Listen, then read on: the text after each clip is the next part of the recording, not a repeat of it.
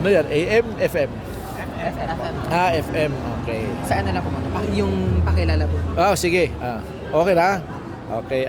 Magandang umaga po sa inyo lahat.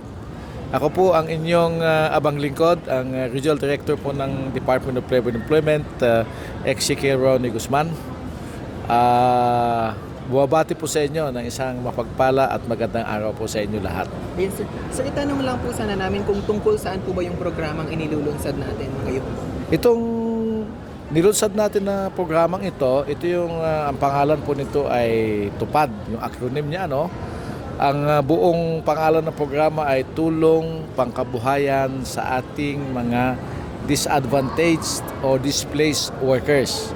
So ito pong programa na ito ay mabibigyan o magkakaroon ng pagkakataon ng mga beneficiaries natin na walang kita or maliit lang po ang kita, no? At hindi sapat ang pangangailangan nila sa araw-araw, ay mabibigyan po ng 10 araw minimum na magtrabaho.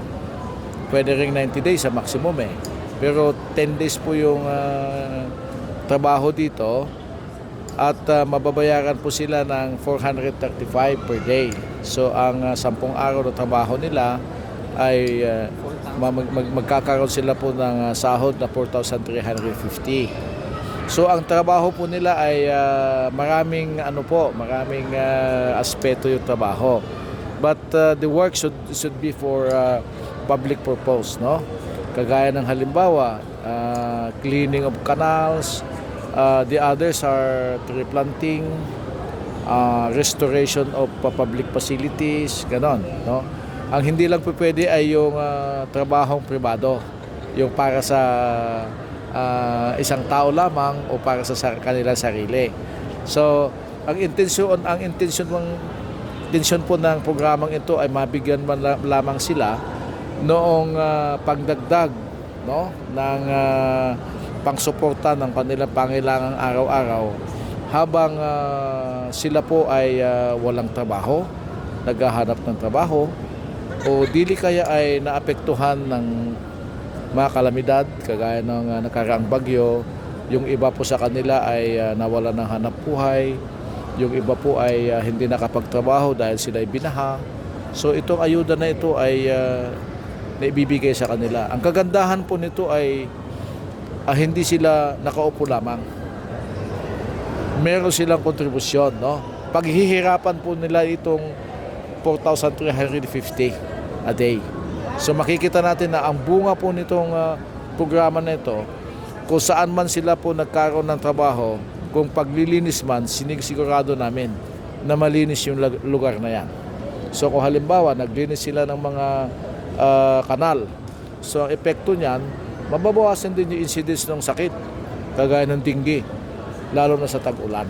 So sana ay mas marami pang maibigay ang pamahalan sa atin na pondo para mas marami pa tayo sana may pamahagi, hindi lamang sa kababayan natin sa Kalasyaw, kundi sa buong probinsya ng Pangasinan at sa buong rehiyon po ng Region 1. Sir, particularly yung mga andito lang po ay mga taga-Kalasyaw lang.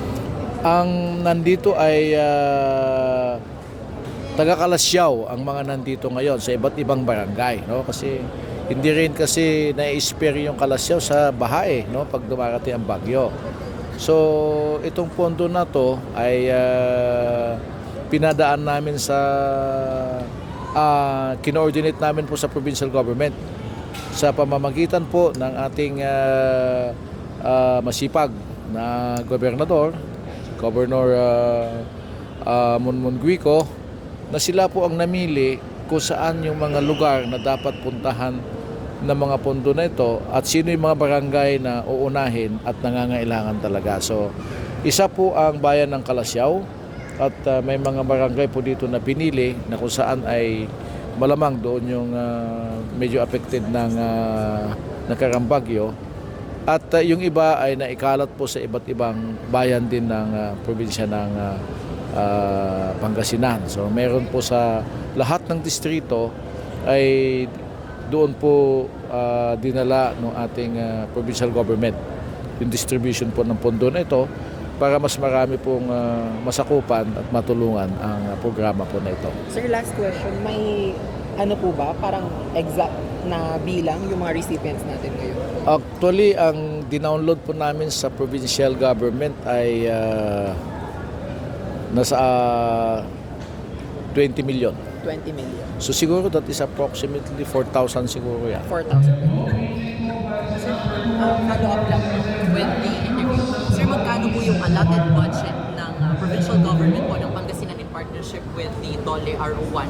Ilan po yung projected po ng budget po natin for this TUPAD program? Actually, wala tayong masasabing allotted budget talaga nito.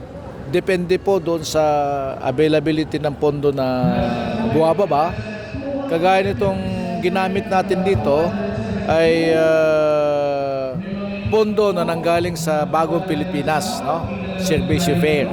So dahil ang Pangasinan ay isa sa mga kundi ito pinakamalaking probinsya at naapektuhan din ito ng bagyong Karina nung nagdaan. Kaya nung dumating po dito ang ating mahal na Pangulo sa Lingayen nung I think last month, ano, ay dito namin din ibinigay ang tulong namin sa DOLE na galing sa pamahalaan na ahalaga ng 20 million. So sa mga sumusunod pa, sabi ko kay Governor, sulat ulit po tayo.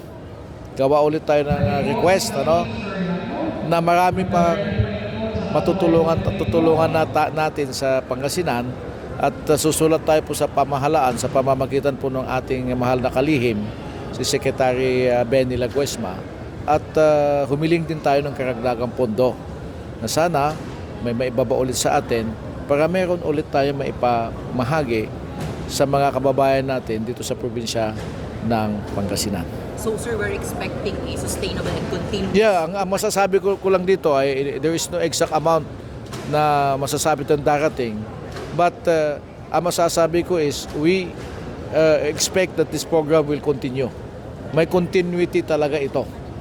So it depends on the budget that is coming from the national government. But ang Pangasinan ay hindi po pwedeng wala because it is one of the largest province, no? In the north. So meron po ang probinsya po ng Pangasinan. Sir, since continuous siya, the beneficiaries will retain po ba or we have... Iba't iba po ang kwan natin. Ang beneficiaries ay hindi sila pwede maging 2 beses ng isang taon. So isang beses lang. But then ang ginagawa namin ay sa ibang taon, iba naman. Para nang sa ganun ay mas marami pa tayong masakupan, no? Kasi hindi lamang naman po ito ang programa na umiiral eh. Meron din yung DSWD, yung AKAP, AX, meron din yung DOH, yung MAX. So hindi lamang, isa lang ito. Kung hindi man mabenepisyohan lahat ang mga ito, baka nandoon din sila sa AKAP or sa AX. Yan. So hindi na namin inuulit eh. Kaya may koordinasyon kami with DSWD para hindi magkaulit-ulit. Mas maraming masasakupan o matutulungan ang pondo ng ating pamahalaan. Sir, how do you make sure po na yung record natin hindi nauulit or hindi po nauulit yung pangalan? Okay. Maganda tanong yan. Meron kami system actually. Pag meron ulit sa Kalasyaw, meron kaming Google system na pag nilagay mo yung pangalan, makikita mo na kung naka-avail na siya o hindi pa. Kung magkapangalan man yan, hinuhold namin. At binabalidate namin kung ikaw ba itong kumuha nung una o hindi. Yon, kaya hindi kami magkakaroon ng tsansa na maulit kasi inuudit din ng COA. May mga nakaligtaan na namin nung araw. Ang nangyari, kinuha namin. Kasi nga, bawal naman actually yun eh, kaya pinabalik namin eh. Ngayon, talagang maingat kami na bago magbayad at bago sila ma-validate o ma-profile, sinisigurado namin na wala sila sa system namin. Kaya at sinisigurado namin na taga rito sila. Kasi there is a possibility, tama ka, na pag taga rito ka, kumuha ka dito, di ba? Tapos lumipat ka sa Ilocos Norte. Pwede kayo mag-avail kasi dun eh. Pero may sharing kami ng data. So, mayroon kami regional sharing. Makikita namin kung nag-claim ka dito. Across provinces. Oh, all over the region. Ang wala pa lang kami is sa other regions. Halimbawa, taga rito ako, pumunta ako sa car. Ayun, may tendency na makatanggap, no? Pero nasa declaration kasi na pag nahuli ka namin, di ba? Na umuulit ka at nagsisinungaling ka sa data na inilagay mo doon, ay masasubject din yung beneficiary sa kaso. Kaya natatakot din sila dyan. Follow up po natin, ano po yung possible po na pwede nating ikaso or pwede po maging fine ng mga mahuhuli po natin na Meron pong pre-provide doon sa aming guidelines na kung ikaw ay nandaya at ito ay may kinalaman sa pondo ng pamahalaan, no? Meron din kaakibat na civil at criminal na liability nito. Kaya yung mga iba, pag nasabi namin ng 2 beses ka, sila naman talaga ay ang tawag dito, bubuluntaryo na isauli. Kasi alam nila yung legal repercussion Sinasauli naman nila. Hindi na namin sinasabi bakit mo ginawa. Pero nakita namin umulit ka. Ang sabi na lang nila, hindi po kasi namin alam na pwede palang umulit. So hindi pwede, suli mo. Sir, mensahe nyo na lang po sa mga kababayan. Sa ating mga kabayan po sa Kalasyaw, sana po ito na pagkaloob na hindi man po kalakihan ng halaga. Pero ito po yung pagpapadama ng pamahalaan natin. Under dito sa programa ng ating bagong liderato, ang ating Pangulong BBM, ito po yung bagong Pilipinas. Mensahe na sana po ay maramdaman ninyo na ang pamahalaan ay laging nandirito at tumutupad sa kanyang pangako, no? Na bigyan ng pagmamahal sa pamamagitan ng ganitong ayuda ang ating mga kapuspalad na mamamayan. At nawa po ay hindi dito magtatapos ang pag-implement natin tupad, kagaya ng sabi ko kanina, na this will be a continuous program that will be implemented by the DOLE, the local government units, and the provincial government of Pangasinan. Good luck po sa inyo, sa mga nakatanggap po. Pag-ingatan po ninyo, gamitin nyo ng tama. No? Huwag nyo ibibili ng hindi ninyo kailangan o huwag nyo itutugit. Gamitin po ninyo sa pangailangan ng pamilya, sa pag-aaral ng kanilang mga anak. Gandang umaga po sa inyo lahat. Maraming salamat po, sir. Thank you, sir.